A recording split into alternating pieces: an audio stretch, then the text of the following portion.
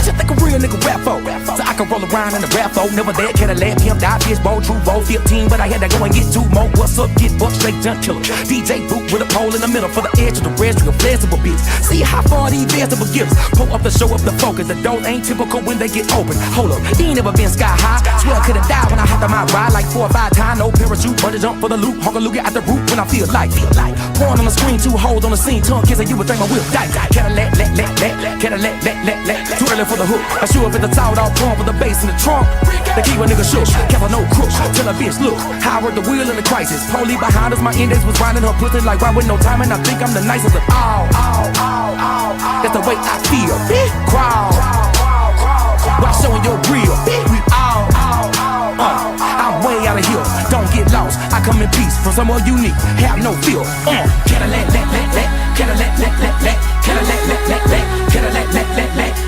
Fuck your whip, nigga. Cadillac, Cadillac, Cadillac. I took your bitch, nigga. Cadillac, Cadillac, Cadillac. Fuck your whip, nigga. Cadillac, Cadillac, Cadillac. I took your bitch, nigga. What you think a real nigga rap for? So I can roll around with a nympho. Yes sir, 25 lighters on my dress. On the best of Versace. My bells on the bass and the treble will beat. Ho, come on with the photo when I'm creeping slow. I pull up on the high side, God give me high five every time I holler. I thank you, Lord. Jesus, please don't let a jacket hard to take was mine. Hate to have the black guy reaching the dance to the leg for the act right, cause a nigga act like I'm a just bad dime. And I don't put them bows on these told bitch. I blew the back out the trunk with the 5th wheel slump and some neon the bread. This my old shit, but it's some cold shit that my granddaddy wish he could've drove and then passed down. So in honor of Zebby, I break a whole down like a leather when I slab round in this glass house. See me in it, it was easy pimping for you even finish. Trick or treating tripping, she wasn't even with it. She was outside the leg trying to ease in it, cause she might fall. It ain't really that high, big crawl. While showing your grill, big we all.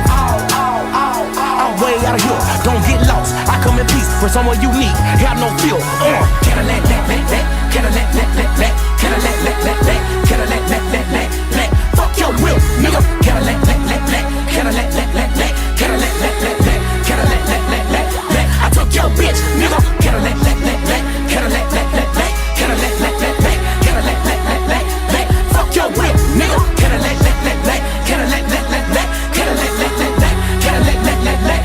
I took your bitch, nigga. Slapping around my window down, you hear the sound, that sonic boom, that bass, that shake your baby mama crib. Pardon me if I phone home 4,000 miles away from where you at. If you ain't holding back, I can take you with C-A-D-I-L-L-A-C-T-I-C-A.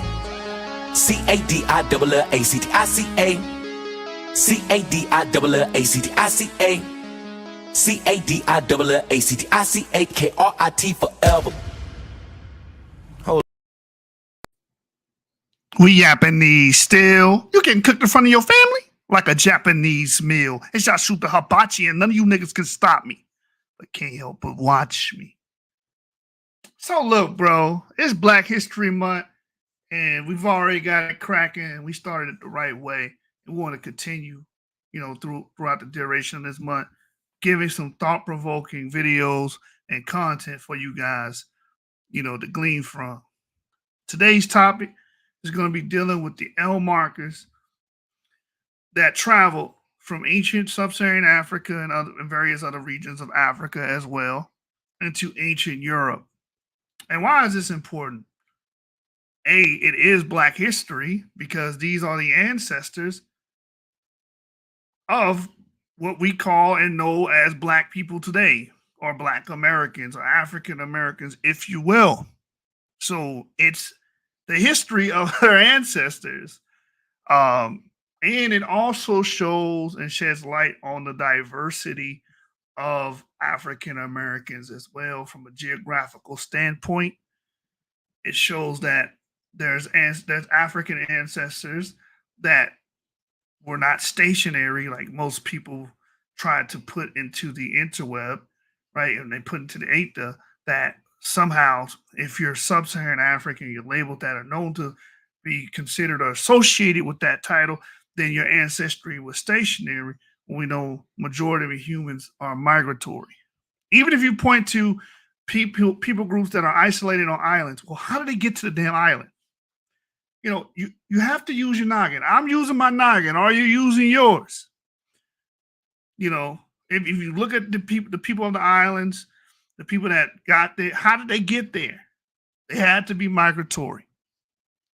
So with that being stated, that's pretty much the entire history of humans. The human experience is about moving and movement.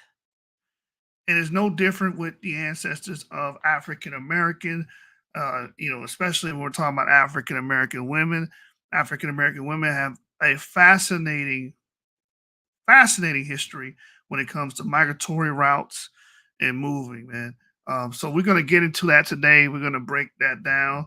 I'm not going to take too much time from you guys tonight. I know I respect the working class because I'm a part of the working class. So we're gonna get in. I hope you guys get the understanding, get something from it. Happy Black History Month. And this is the Yap Gang Black History Month special. Today, we're going to be dealing with the L markers that traveled from Africa into ancient Europe. So let's get it. So we're going to go to the first paper here. And I thought this would be an excellent show to do tonight, actually. Trying to enlighten you guys. Yesterday's show was about the males in regards to Europe and them getting over the fact that they're Europeans and their association with European ancestors, which they are the descendants of. And now we're going to be dealing with the actual African women that moved and migrated into ancient Europe, which I don't see a lot of you guys. I'm hoping that my viewers and my audience is starting to peel back a lot of those racist views that they may have got from Tariq Nasheed, Umar Johnson, Cyrus Sutan Seti and Jabari. I'm hoping we peeling back some of those racist things and you guys eradicate that altogether eventually. And that's why we're doing this. We're trying to get rid of that redneck state of mind here. We're trying to get rid of those racist ideologies that pretty much destroy your ability to identify your ancestry. All right. And I don't know why it would be because when you watch Tariq Nasheed in Hidden Colors, all they're talking about is, oh, we had Africans in Europe. There were black people ruling in Europe. There were black people in the aristocracy in Europe. There were black people in Spain. There were Africans in Germany. Okay, well, we got DNA proof for that, but for some reason, like we mentioned in yesterday's show, you guys are depressed or upset about that. It's all about embracing your ancestry, right? Your ancestry is great, no matter if it's European, African, no matter the geographical location of your ancestors or wherever they may have traveled and whatever kingdom or culture they associate themselves with. So with that being stated, let's get to the first source.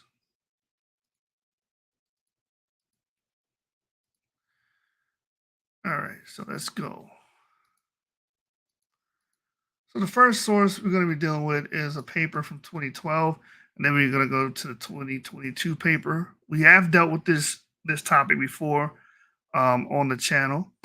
I thought it'd be a great time to bring this back up, being that it's Black History Month and all. So this is the first paper. Reconstructing ancient mitochondrial DNA links between Africa and Europe. And, this type of verbiage would not be found in the mouth of someone like Jabari or someone like Sanetta or Tariq Nasheed, Umar Johnson, because they think that these two continents have to be. This is so weird about this ideology that comes from Afrocentrics. They think that these two words and these two concepts, these two continents, have to be diametrically opposed to each other. One, these are just land masses. They're land masses. When we're saying someone's African genetically, we're just saying that it's highly likely or more probable that their ancestors, the mutation that they have on their sex chromosomes, arose in that continent. That's all it means. It's not a sacrament term. It's not a term that signifies some kind of holy race or something like that. No, it's just saying, hey, your lineage most likely arose in this continent. That's all. That's all that's being said here. And again, they're continent, they're land masses. Land masses themselves don't have sex and reproduce people. The people do. So what we're going to discover today in tonight's episode, that there were some African women in ancient times that most likely their people arose and their origin was in West Africa, East Africa, and various parts of Sub-Saharan Africa. Okay? And those people later on in time, most likely during the Holocene, during the wet phase of the Sahara, migrated into North Africa and then migrated into Europe. You know, I have to break it down that way because I have to demystify all of this stuff, because you guys have been learning a lot of junk from these other channels. And what they do is they treat terms like African as a sacrament. If you don't say you're African, or if you say that people that are quote unquote melanated or are African American ancestors was anywhere else outside of the continent Africa, then that's like, you know, you're breaking the rules of being a holy race. You have to contain your ancestors all into just one continent or one category or one skin tone, one phenotype. This is what's being taught throughout, you know, social media in this sphere. So we got to meticulously break this down so we can demystify these things, because y'all look at these terms and one thing is the misappropriation of the term is because you don't know how to use these terms correctly. Africa, Europe, geographical locations. When someone's genetically African, it just means their ancestors most likely arose within that continent. Someone's genetically European, it just means their ancestors most likely arose within that continent. That goes for all the rest of the continents. It's not hard to understand, but what happens is these people have pettifogged these topics for all these years and mystified these terms. And now what you have is a bunch of confusion. A bunch of damn confusion out there being regurgitated throughout the internet and throughout the social media circles. So, you know, most of these people will have taken issue with the title of this scientific article because it's saying something that goes completely against their entire ideology. When it says reconstructing ancient mitochondrial DNA links between Africa and Europe. So you tell me there's a link, a genetic link between Africa and Europe? Yes. And this is Black history. Don't you guys want to learn Black history? It's Black History Month. So let's get into it.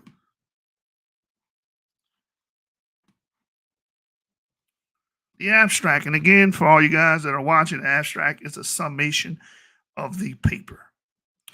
Mitochondrial DNA lineages of macrohaplogroup L, excluding the derived L3 branches M and N, represent the majority of the typical sub-Saharan mtDNA variability. And real quick, I just want to make sure you guys can see this. You know, I got a complaint yesterday about the screen not being big enough. I apologize for that. I'm looking at my screen. My screen is big, so the text looks okay on my end. But if you guys have any issues seeing the source, just let me know. Type something in the side chat, and I will try to make an adjustment for you. Well, anyway, it says here in Europe, These mtDNA account for more than 1% of the total, but when analyzed at the level of control region, they show no signals of having evolved within the European continent, an observation that is compatible with a recent arrival from the African continent. To further evaluate this issue, we analyzed 69 mitochondrial genomes belonging to various L sublineages from a wide range of European populations. Phylogeographic analysis showed that approximately 65% of the European L lineages most likely arrived in rather recent historical times. So the layman knows this already. Most people know about the transatlantic slave trade. Most people know about the trans-Saharan slave trade that did deal with human trafficking and the selling of African people in general, and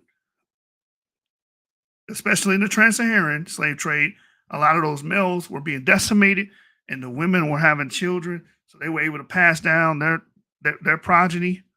The men were not. So what you see is a prevalence or prevalence of African lineages in Europe and surrounding areas due to that.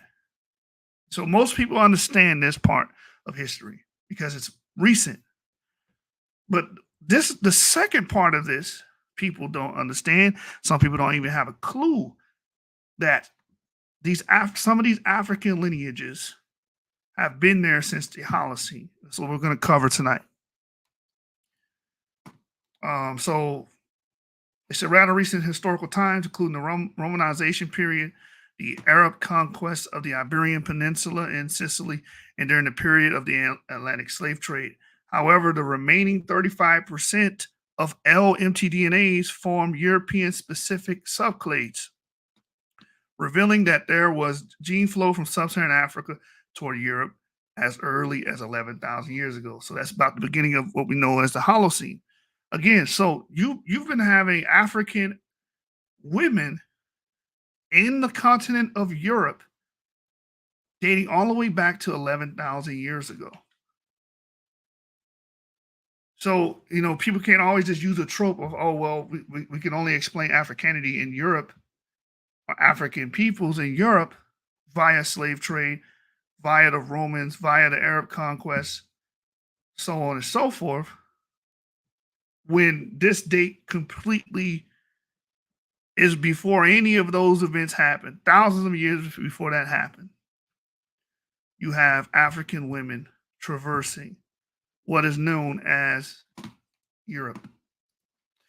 It says analysis of the mitochondrial DNA variation has been successfully used for reconstructing ancestral and modern human migrations. Most of the sub-Saharan African mtDNAs fall into one of the multiple subclades of macrohaplogroup L, excluding M and N that derive from L3 and represent the branches from which the entire non-sub-Saharan mtDNA diversity arose. I also want to make note of this when it says the L mtDNAs form European-specific subclades. That means that they've been in that land so long that their children start to develop their own distinct mutations in Europe.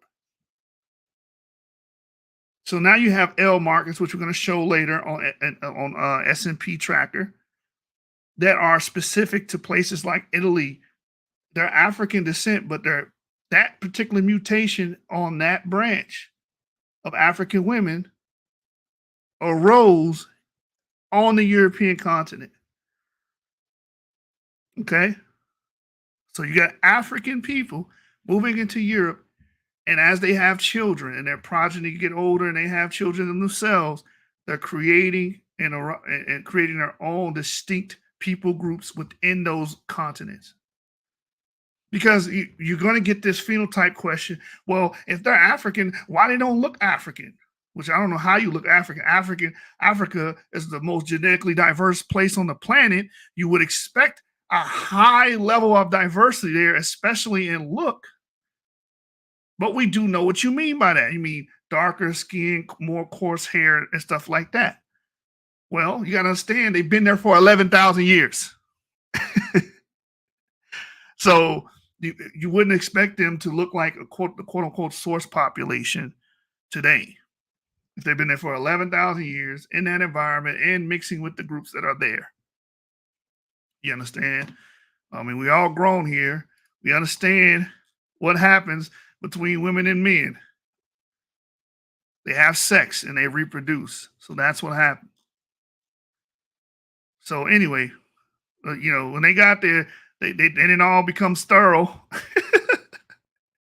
All of a sudden, they didn't become sterile, and didn't reproduce. And as the people that are of lighter skin variations and different hair textures and whatnot, they mix with them and they start having children. That's all, man. Those men saw those women. It was time to get down.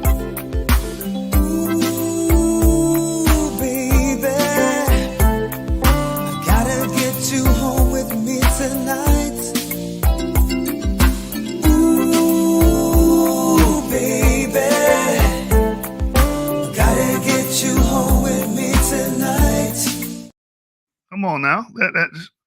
I'm using my noggin. Are you using yours? All right, let's move on. It goes on to say most of the sub-Saharan African empty DNA fall into one of the multiple subclades of macro group haplogroup L. Previous studies showed that L haplotypes account for greater than 1% of empty DNAs in Europe. And a lot of people look at that percentage, but that's not that many. Well, to you, that's not that many because you're just looking at the number one, but 1% of what? The millions and millions of people that are there. So that is a huge number of people that have African maternal ancestry living in the continent of Europe. And again, 35% of that is going to be very old African introgression that happened at as early as 11,000 years ago. Again, it says the study showed that the L haplotypes account for greater than 1% of empty DNAs in Europe, with L1b being the most common haplogroup. However, frequencies vary widely, ranging from 3% in Southern Europe, with a peak of 4 to 6% in Iberia, to 0.7% in Central Europe and 0.5% in Northern Europe.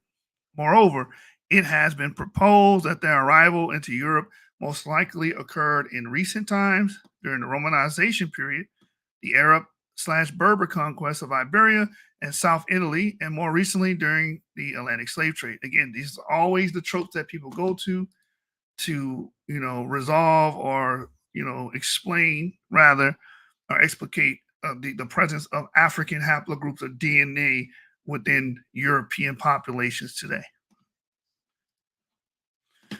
The only issue with it is, as we read in the abstract, is that at least 35% of those clades are the result of older introgression and migratory events coming from African women into the continent of Europe. It says here, this hypothesis mainly relies on the observation of that most of the L mtDNAs in Europe represent patchy members of the African phylogeny as randomly taken from different African source populations, without evidence indicating accumulation of molecular divergence within the European continent.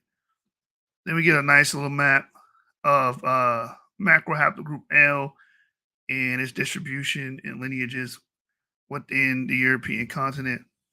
And then A is macro haplogroup, and then B is L1b within itself. I'll drop this paper. You guys can analyze all that on your own time, if you will. So with that being said, let's get back to it. This is the different L1b clades being broken down here and what portions they come from and where they associated with today. So I might take some time. Hold on. Let me blow this one up real quick. Let me see if I can blow that up so y'all can actually see some of these clades and where they're associated with. So this is all African African clades. I was about to say African American, because you do have African Americans here. And you see the L1b clade, again, being the most populous clade within Europe as well. And you see the different branches. These are all different groups of women in its association. You see L1b1a 7, is mainly found within United States, African Americans in the United States. Look what you see here with L1b1a 10. You do see a group of females, African females in Syria. Let's get some more here. And again, if you guys want to look at this yourself, you can. We got L1b1a3a1, Portugal. And I assume DOM is dealing with Dominican Republic. L1b1a11. We were talking about this earlier. Look, Europe. L1b1a11. And it's encapsulated in purple and it's dealing with Europe, Ireland, Switzerland. Not too sure what this SLN is, but this clade itself most likely developed, this branch of women most likely developed in the continent of Europe. As you can see, the purple stands for Europe. Slovenia. So Slovenia, Switzerland, and Ireland, we see L1b1a11. And with it being developed in this area, this probably happened thousands of years ago. So you can't put the slavery stamp on this, right? There's no putting the slavery stamp on that one. Look, this is also encapsulated in purple, so we know that these are European specific branches. You got Russian, Spain. The rest of the clades are Spain for L1b1a. L1b1a14 is Italy and France. So you got African women or African descendants, the descendants of African women in Italy and France as well with the L1b1a14 marker. You have some L markers here in Italy and Portugal. L1b1a12 looks like Portugal, and I'm assuming the TU here is Turkey. Let me see, where does it say it at? Where's my TU at? Tunisia, North Africa. All right. So hopefully, just if you guys can't see the image, just let me know. I got it blown up pretty big here. L1b1a13, another group of African women, Italy, Tunisia, Northern Africa.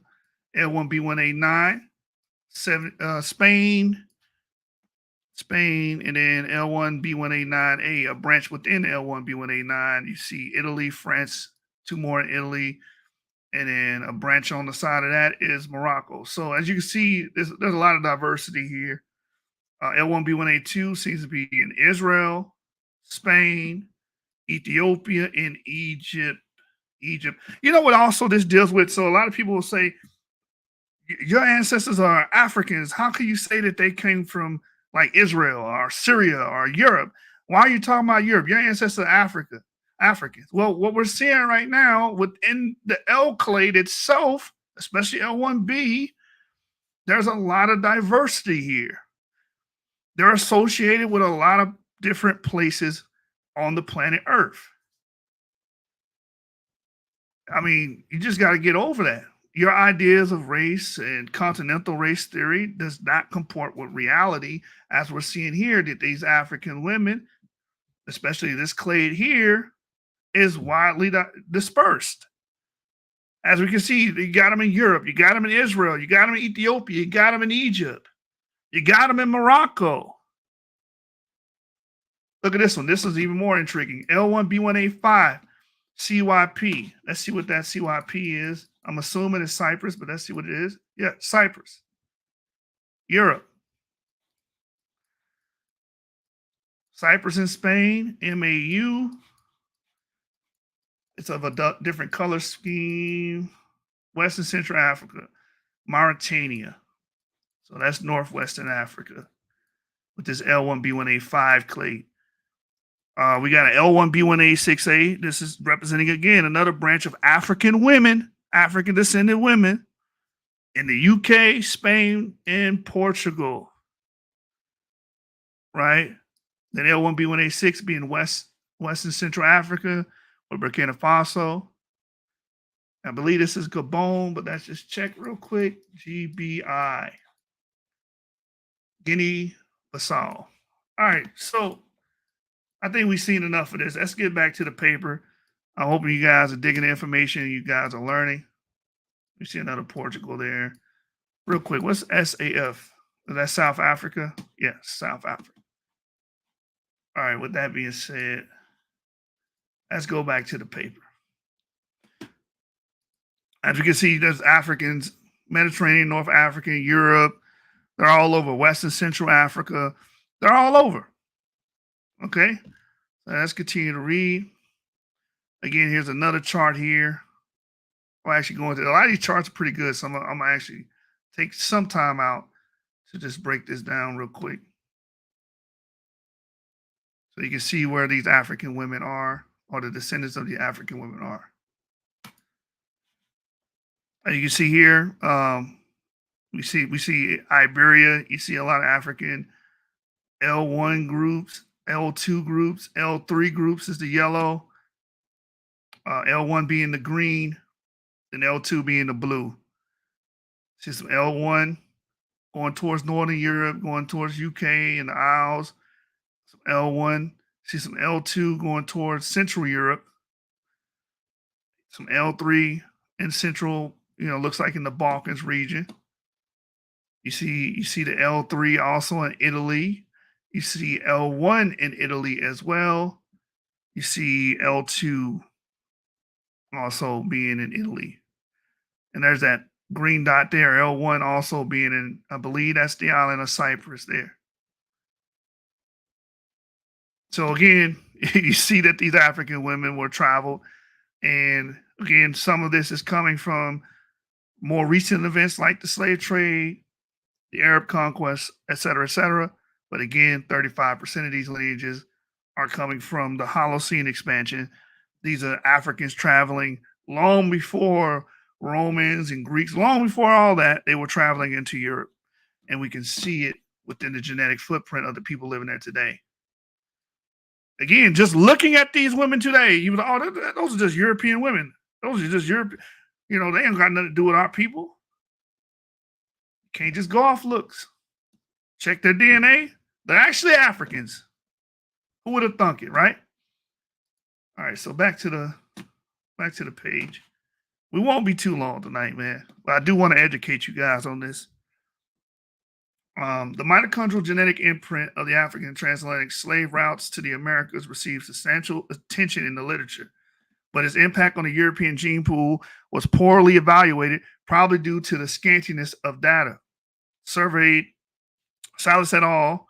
Surveyed the mtDNA hypervariable segment 1 of about 15,000 individuals from Europe and found 113 mtDNAs of African ancestry, including haplogroups U6, M1, and L.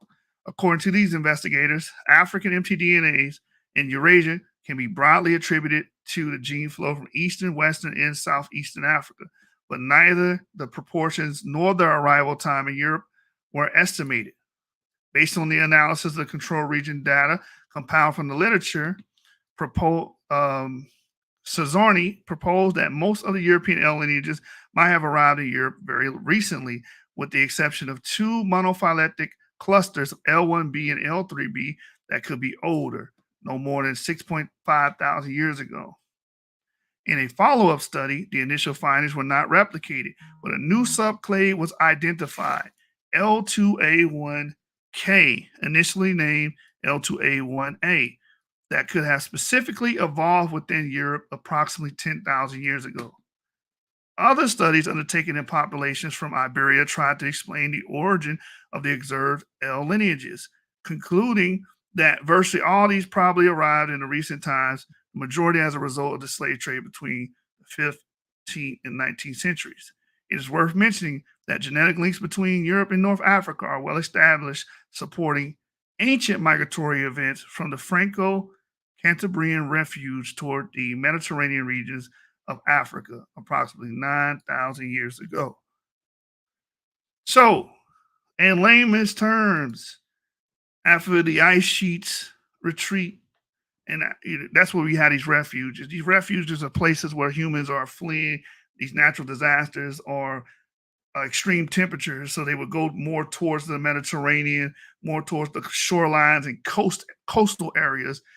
And around this time, about 10,000 years ago, you see an influx of people going to these regions. And they're saying, hey, it's worth mentioning that because that would explain these African women migrating to these regions at this time. In this study, we have conducted the largest analysis of complete mtDNA genomes belonging to haplogroup L from Europe to date, the number equaling 69, in order to unravel their temporal and geographic origin under the null hypothesis that most of these lineages could have arrived in Europe recently. Given that the targeted L mtDNAs are undisputed sub-Saharan origin, these lineages signal the migrations of people moving from sub-Saharan locations to European destinations, but not in the opposite direction. Analysis of a panel of ancestry informative markers was used to investigate the presence of undetected individuals with recent genomic African ancestry. So the phylogeny of European haplogroup L mitogenome. But before we read this segment, remember this clade here, because this was already brought up, L2A1K. So let's look and see on S&P tracker and see the migration on a migratory route of these ancient African women.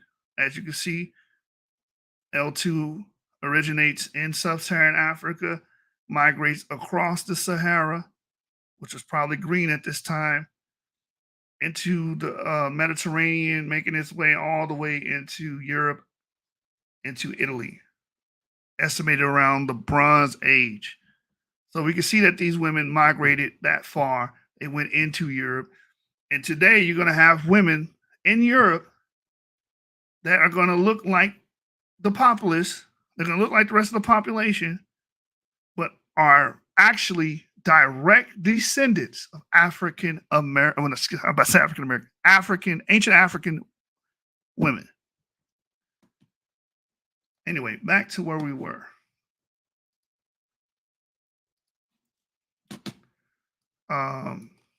So the phylogenetic relationships of 56 novel and 13 previously reported L mitochondrial genomes from Europe are reported in supplemental figure S1.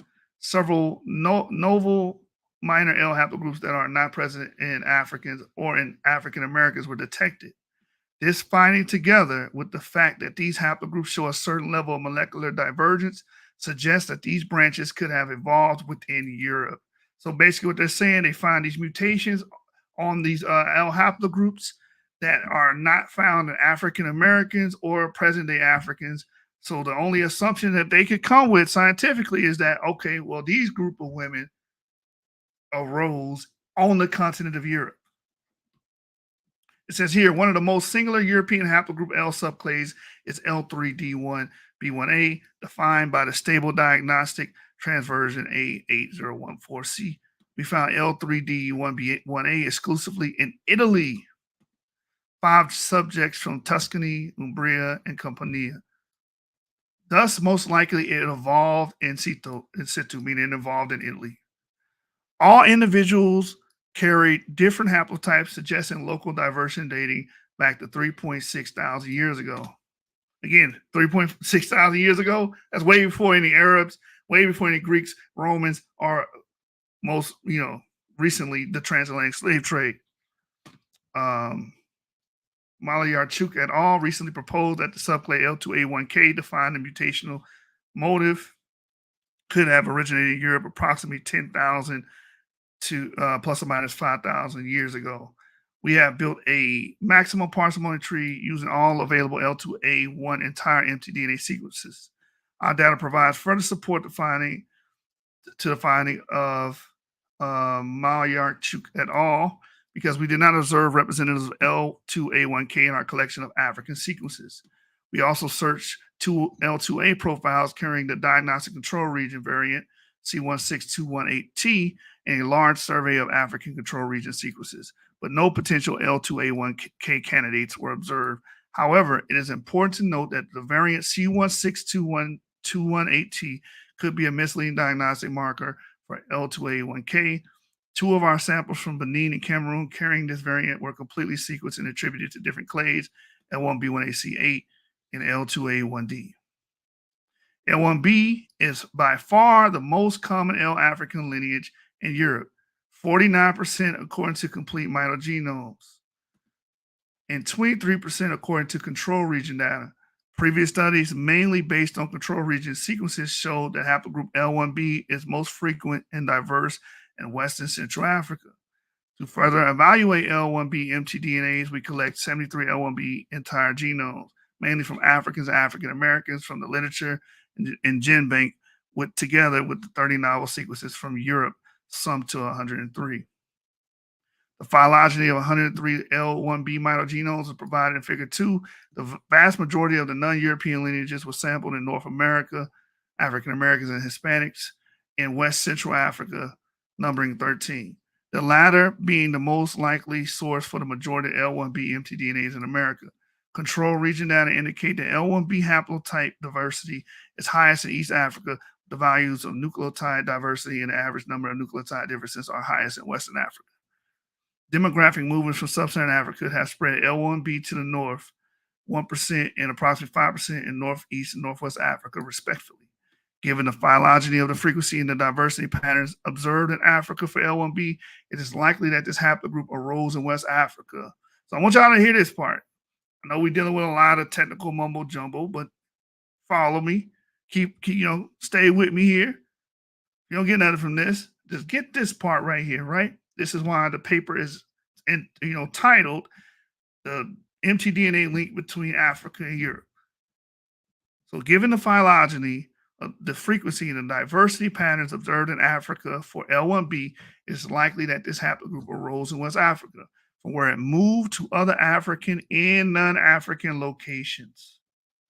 That's the point I want you guys. I hope that sticks. If you don't get anything else, I hope that portion sticks, because what it's showing is that you have African people, African women migrating into Europe and into other areas that are, outside of the continent of Africa.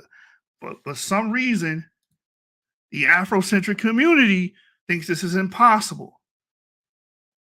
But DNA is revealing that this did indeed happen, because we see the descendants of these people today. We have verified that this happened by taking the DNA of the living populations within the continent of Europe and surrounding areas.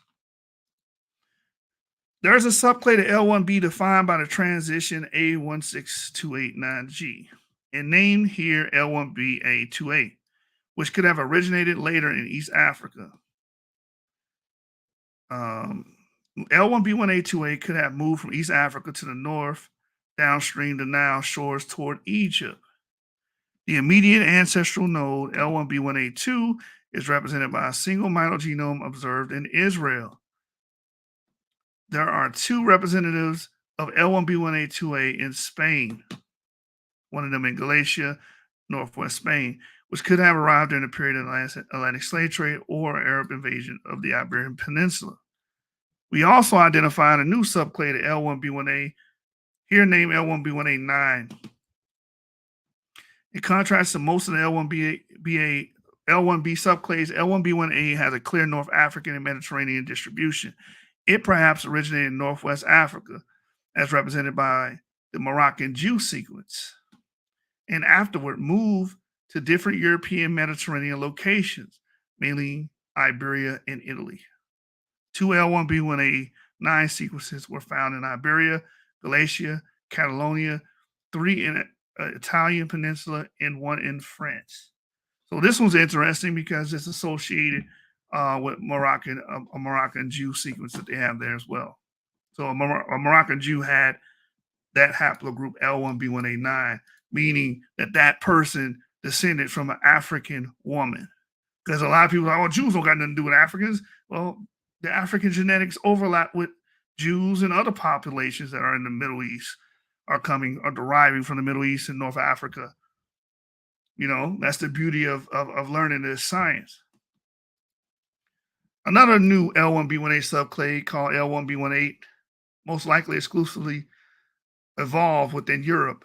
Two alternative phylogenies are possible, given the phylogenetic apparent homoplasmy observed in sequence number 66. We favored the phylogeny given in Figure 2 by using the weighting scheme provided by Soares et al. On positional mutation rates. This clade is defined by transition A7298G, shows 5 European members of the L1b1a clade, 3 Andalusians, 1 Galician, and 1 Russian. The L1b1a status was investigated in the mtDNA coding region SNP data analyzed by us. Here, 43 mtDNAs were found to belong to L1b1a from a total of 22,426 profiles, approximately 1.7%, representing different African and African American donors. These L1b1a sequences were observed in America, Africa, but none of them carry transition A7298G, thus further supporting a European origin of L1b1a. So they got these haplogroups from the American population, the African American population, the Caribbean, Afro Caribbeans, Colombians, Argentinians, so on and so forth, and people from Western Central Africa, and they could not find this particular signature on their clade. So what does that tell you? That clade must have evolved or arose in a group of women in Europe. You know, real fascinating stuff, especially for people that try to bottle up sub-Saharan Africans and say there was no traveling and migration. They were just stuck in one region for eons and never did anything outside of that. Again, thank God for DNA. We're able to show and prove that that is not true. Apart from L1b1a8, there are other minor nucleases of L1b that may have originated in Europe. Members of haplogroup L1b1a11 were only found in North Central Europe, Ireland, Switzerland, and Slovenia. So we're going to put that also in SNP tracker, SNP tracker, so you guys can also get a visual of this clade as well, and these group of women and how they travel into the continent of Europe. So that was L1b1a11.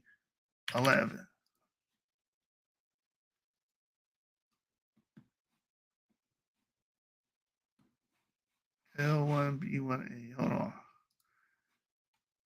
So we don't have 11, so we'll do 12 here. And as you can see, 12 has the L1b clade and L1b1a clade going into the Mediterranean region and going into Europe. Let's go back to the paper. We'll do another clade there. I want to start giving you guys visual aids so you guys can start seeing the migration of these people geographically. Instead of me just saying it, you can start visualizing it. While L1b1a12 has representatives only in Iberia, Portugal, and Catalonia, L1b1a6a is defined by a reversion at position 16093.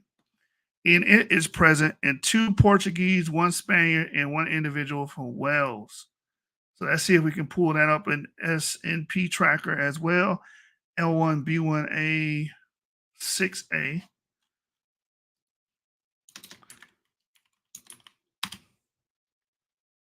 Well, that's not on SNP tracker, but again, 2 Portuguese, 1 Spaniard, and 1 in Wales, all European locales there.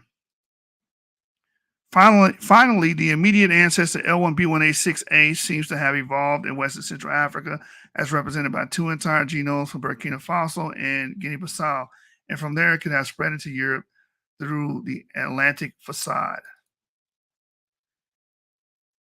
All right, so I'm gonna skip this for the sake of time. I don't want to be on here with you guys all night. Just get straight to the point. So we're gonna go to the discussion here. But real quick, before we do that, let's look at this imagery here. As we were bringing up earlier, that some of these L markers actually evolve and arose in the continent of Europe. And this is just illustrating that again. As you can see where it says L Europe and then autochthonous L Europe. So these are the clades that they found that are pretty much novel or new and arose in the continent of Europe. So these group of women have been there quite some time, long enough to develop their own distinct group of women and descendants. All right, because we use these words haplogroups and clades. We're talking about descendants here. We're talking about people. These are women having sex, reproducing, passing down their genetics to their children, to the progeny, and this process is rinse, wash, and repeat so much that clade accumulates enough mutations, and now those children, their great-great-great-grandchildren, have their own distinct genetic signature that we can see on the genome. So, okay, well, your genetics show that this is most likely developed in this region. Why? Because we don't see it in the Africans that have the clade, the African women and females that have the clade, or the African Americans throughout the Americas don't have it. So, most likely, this mutational clade, this signature that's on in your genome, had to arise in your ancestors that were living in Europe. All right, so go back to the paper. Discussion. In this study, we investigated the most likely origin of the L haplogroup lineages of African origin in Europe, given the criteria of autochthony used coupled with the results yielded by the analysis of ancestry based on aims. We could rule out, at least in our samples, the bias that recent immigrants could have introduced in the results. A large proportion, 65% of the African European mtDNAs investigated, could be attributed to modern and well-documented demographic routes that existed during the Romanization period, the Arab conquest, and the transatlantic slave trade.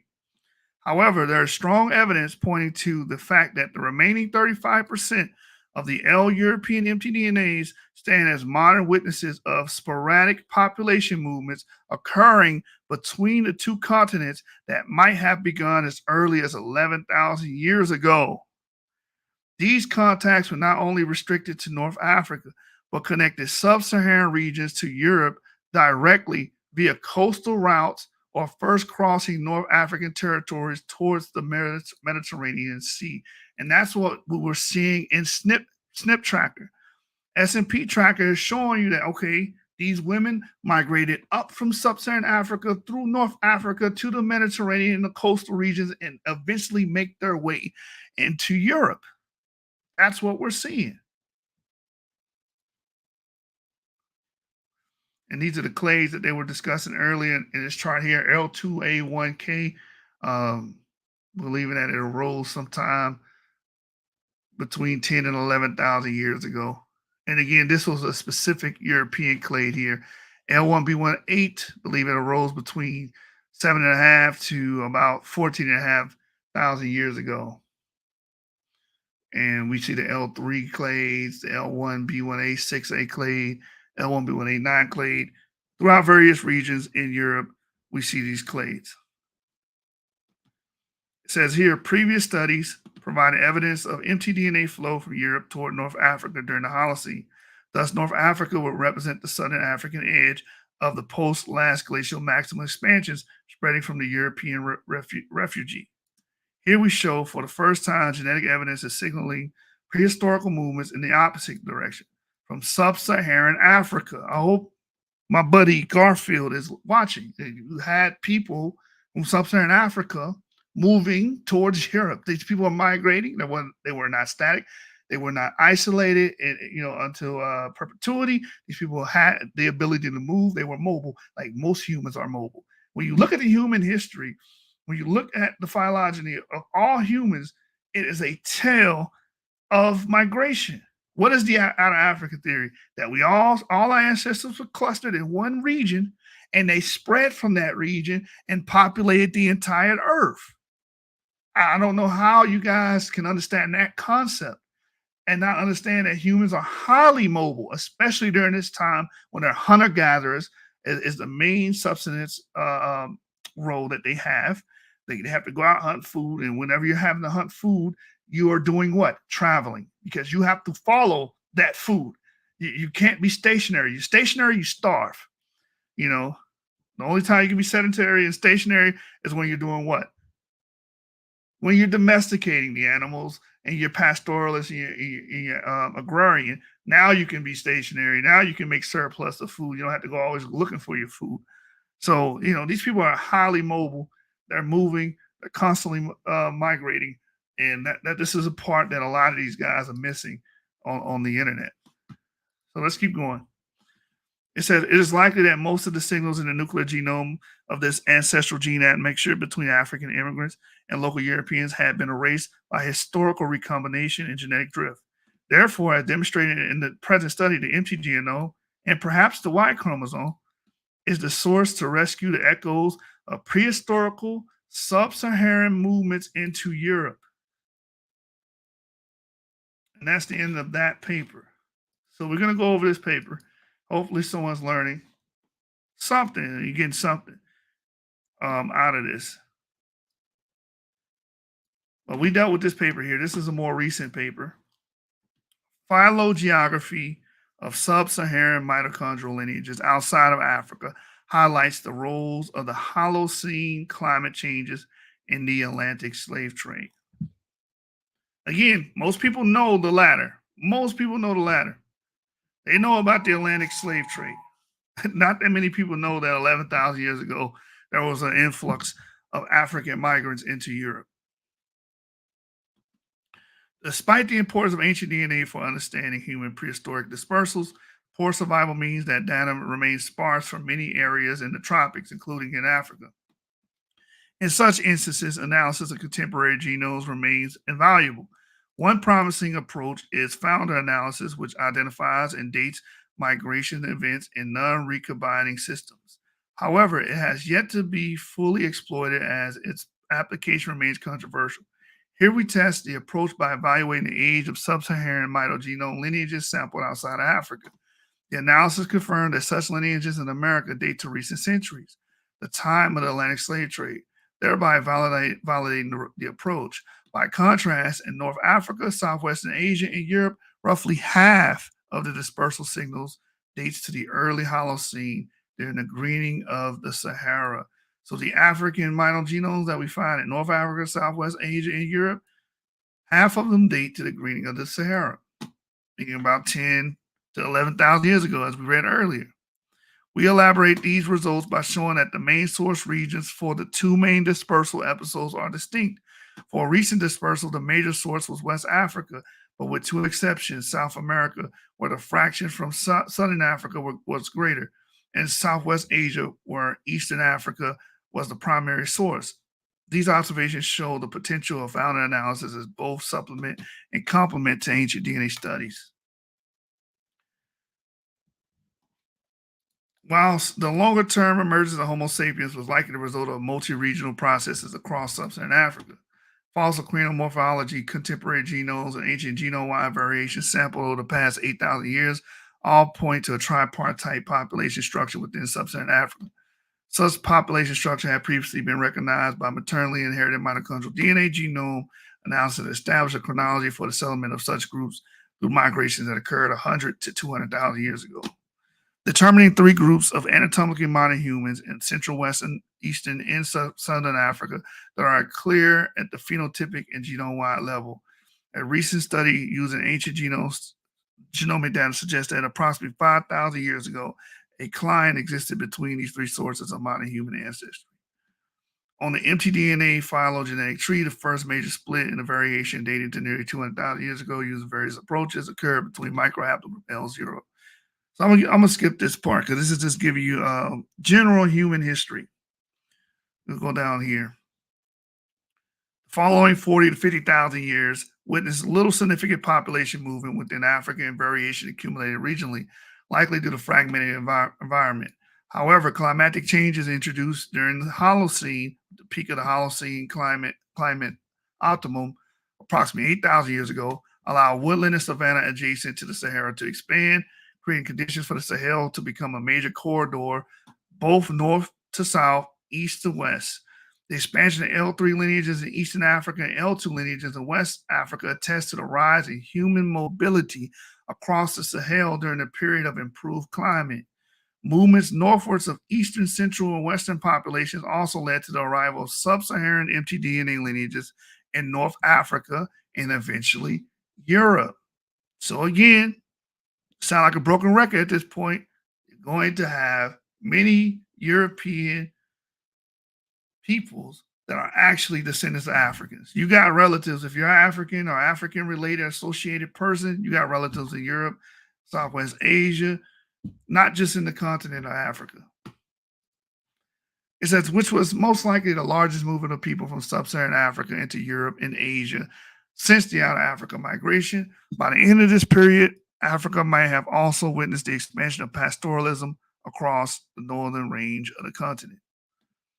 From approximately 4,000 years ago, another major expansion substantially shifted the genetic structure of the African continent, the dispersal of Bantu speakers. Driven by the mastering of agriculture and iron smelting techniques, these migrations began between Nigeria, Cameroon, and followed two main routes into southern Africa. A western route directly into Angola, Botswana, and South Africa around 3.5 thousand years ago, and the eastern route into the Great Lakes and Uganda at 2.5 thousand years ago, and from there southward into Mozambique less than 2,000 years ago. All these demographic events over the last millennia have reshaped the earlier genetic diversity and established the current population genetic structure within Africa, which is phylogeographically well studied. And we know about the last 500 years. We know about transatlantic slave trade. So let's go down.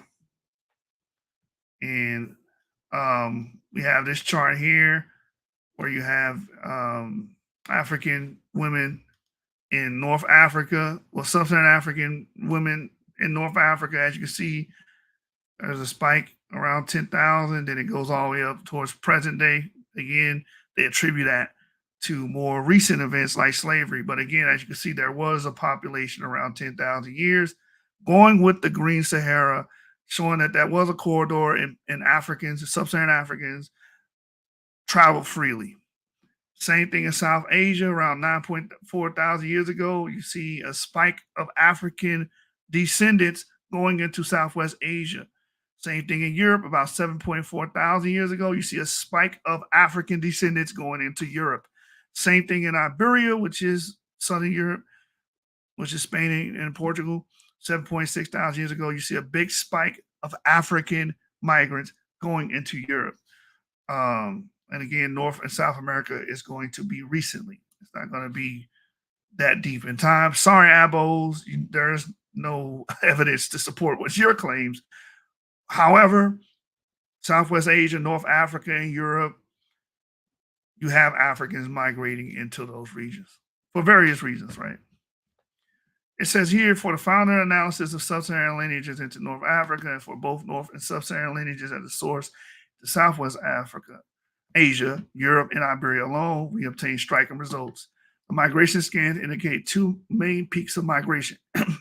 One early in the Holocene around the Holocene climate optimum 7.4 to 10,000 years ago, and another in the present or close to the present, approximately now, pretty much now, this time. We see an absence of movements carrying sub-Saharan lineages between those periods, as expected for North and South America. We only see recent episodes of gene flow. Overall, the clarity of the patterns highlights the strength of the analysis performed.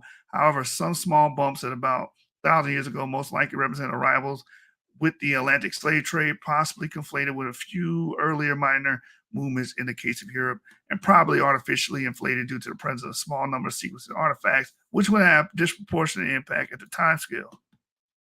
It is also possible that the mutation rate correction for purifying selection at this very recent time depth is insufficient. Given the high number of founders detected in North America, it's even possible that this number is still underestimated, since while the main lineages were detected, some of the variation within those lineages might already been carried to North America, therefore slightly increasing estimated founder ages. Further sampling African populations, especially West African populations, should help to settle this issue. This real quick sidebar. This is why people shouldn't be afraid to take a DNA test, because ancestry is already dark and unknown to us. We're trying to unravel it. And the more people that take their genetic test, the better. The more people that take DNA tests, the better. The more we know, the better.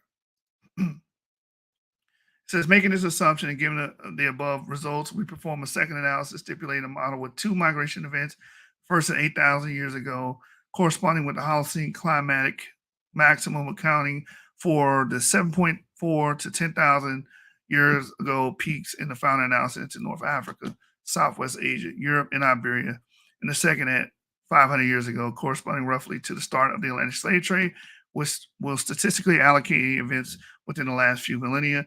The founder lineages identified could then be further analyzed phylogeographically for a better definition. And this is pretty much what they come up with. And we dealt with this before. Historical, that's within the last 500 years. Prehistoric, we're going deep into time, 7.5 thousand years to 10,000 years ago. And what you're going to find is, look at North Africa. It's pretty much 50-50. It's almost 50-50 with a slight edge to the recent African introgression that we see in North Africa. Southwest Asia, there's more ancient African people in Southwest Asia than there are recent ones from via the trans-Saharan slave trade or the Romans dealing with slaves during their time and their rule. There's actually more ancient prehistoric Africans in Southwest Asia than there are recent ones. Very interesting. Europe, and again, this is the 2022 article. It's up to date. The up-to-date information says that actually more prehistoric African migrations and migrants in Europe than there are recent arrivals.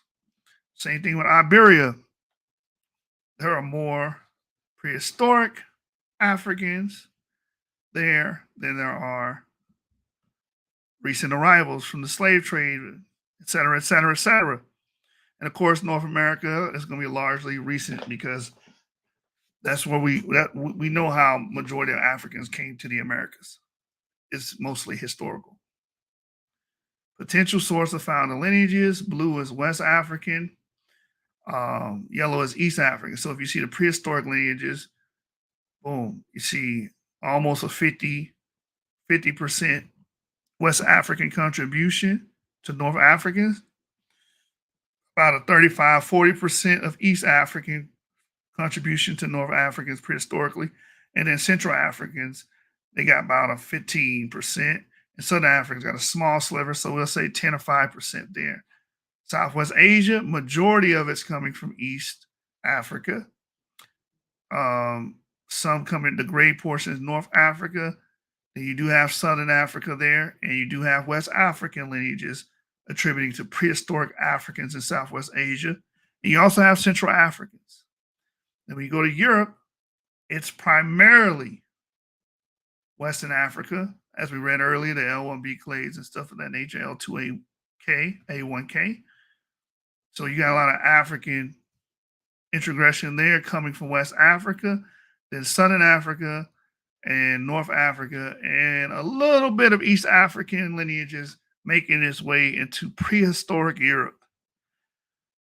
Iberia is, again, Portugal and Spain, saying the same thing we just said, majority West African and North African. It says here the results from North Africa suggested about half of the sub-Saharan lineages arrived in the early Holocene and the other half in recent times. However, when analyzing the putative source location of lineages of each migration event, the distribution differed. Amongst the prehistoric arrivals, half of the North African mtDNA founders were from West Africa, with much of the other half associated with Eastern Africa. However, there were substantially more lineages from West Africa and correspondingly fewer from Eastern Africa when considering the origins of lineages in recent times. Again, the present-day sub-Saharan lineages in Southwest Asia are distributed nearly 50-50. This is what we were seeing here, Southwest Asia. You have more prehistoric here than you do modern arrivals. Between prehistoric and historic arrivals, although with different distributions in present-day population, the phylogenetic analysis showed that the majority, 86% of the African lineages arriving in Southwest Asia in the prehistoric period were from Eastern Africa. The exchange of female lineages between Eastern Africa and Southwest Asia, mostly Arabia, in the post-glacial period from 15 to 7,000 years ago has been documented before and is supported again here, displaying up to a frequency of 4 to 10% in current population. That's huge. That's huge. It says curiously, for the recent arrivals, which reached frequencies up to 13% in Arabia, although the majority again from Eastern Africa, 68%, there's a significant fraction of lineages arriving from West Africa at 22%.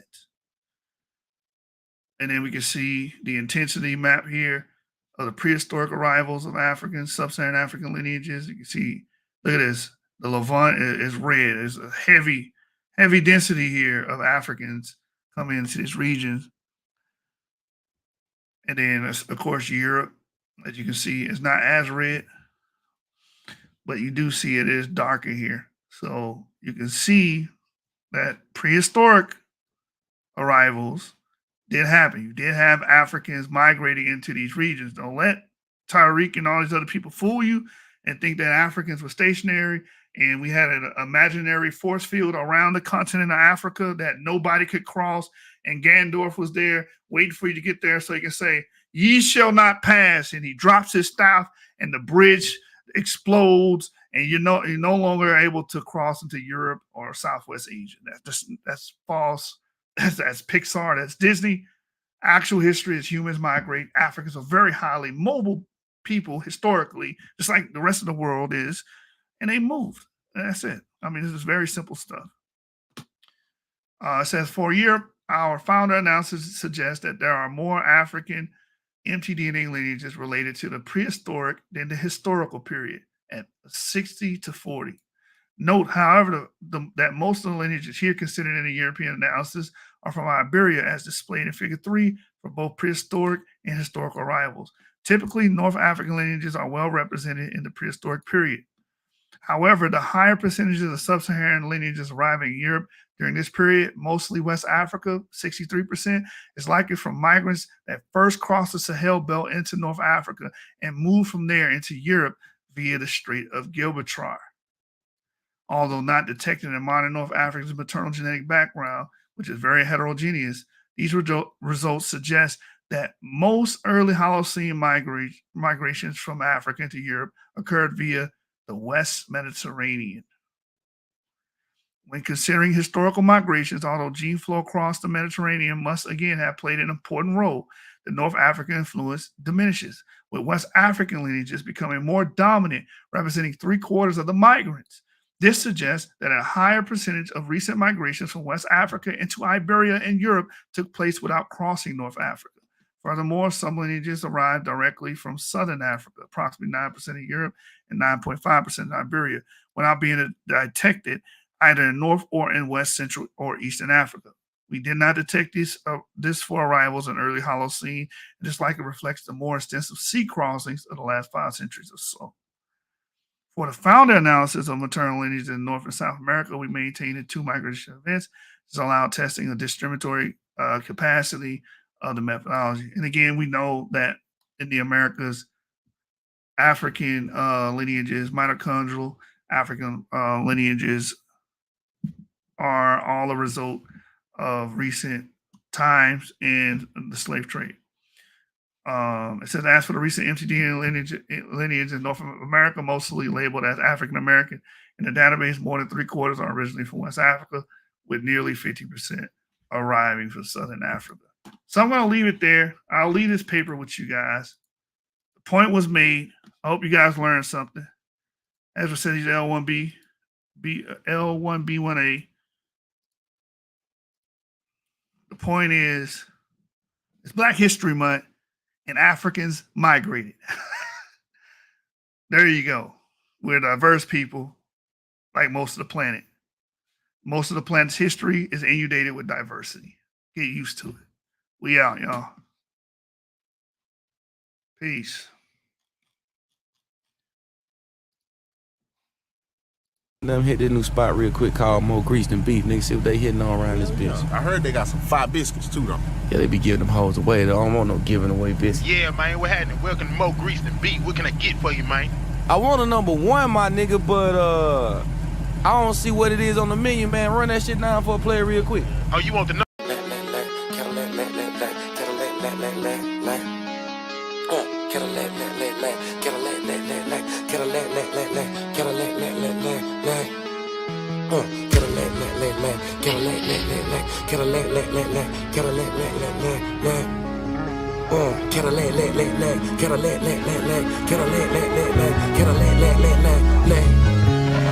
What you think a real nigga rap for? So I I could roll around in a rap though. Never that Cadillac, pimp, die, bitch, bold, true, bold, 15. But I had to go and get 2 more. What's up, get fucked, straight junk killer. DJ boot with a pole in the middle for the edge of the rest of a flexible bitch. See how far these vegetables give us. Pull up the show up the focus. The doors ain't typical when they get open. Hold up, he ain't never been sky high. Swear I could've died when I hopped on my ride like 4 or 5 times. No parachute, bungee jump for the loop. Honk a loogie at the roof when I feel like. Porn on the screen, 2 holes on the scene. Tongue kissing, you would think my wheel die. Cadillac, too early for the hook. I shoot up at the top, all porn for the bass in the trunk. They keep a nigga shook, kept a no crook. Tell a bitch, look, how I work the wheel in the crisis. Police behind us, my index was grinding her pussy like right with no time. And I think I'm the nicest of all. That's the way I feel. Crawl, while showing your grill. We all, I'm way out of here. Don't get lost, I come in peace from somewhere unique. Have no fear. Cadillac,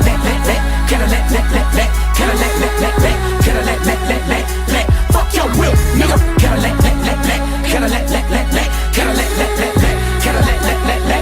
I took your bitch, nigga. Cadillac,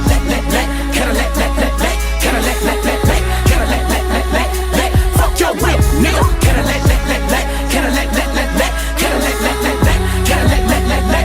I took your bitch, nigga. I just think a real nigga rap for. So I can roll around with a nympho. Yes sir, 25 lighters on my dress. On the best of Versace. My bells with the bass and the treble will be. Ho, come on up with the photo when I'm creeping slow. I pull up on the high side, God give me a high five. Every time I holler, I thank you, Lord. Jesus, please, don't let a jacket try to take what's mine. Hit the black eye, reach in the dash to the leg for the act right. Cause a nigga act like I'm a just bad dog. And I don't put the balls on these tall bitch. I blew the back out the trunk with the 5th wheel slump and some neon the bread. This my old shit, but this some cold shit that my granddaddy wish he could've drove and then passed down. So in honor of Zebby, I break a whole down like a leather when I slab round in this glass house. See me in it, it was easy pimping for you even finish. Trick or treating trip, she wasn't even with it. She was outside the leg trying to ease in it, cause she might fall. It ain't really that high, big crawl. While showing your grill, big we all. I'm way out of here, don't get lost. I come in peace for somewhere unique, have no fear. Cadillac,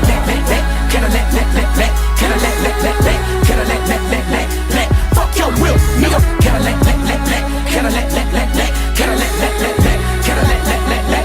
I took your bitch, nigga. Cadillac,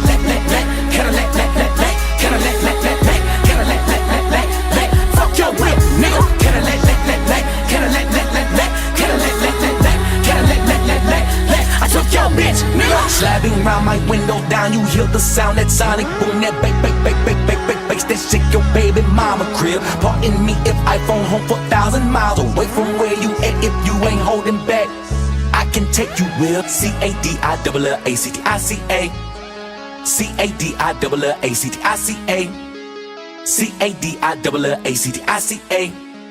C-A-D-I-L-L-A-C-T-I-C-A. K-R-I-T forever. Hold up, nigga.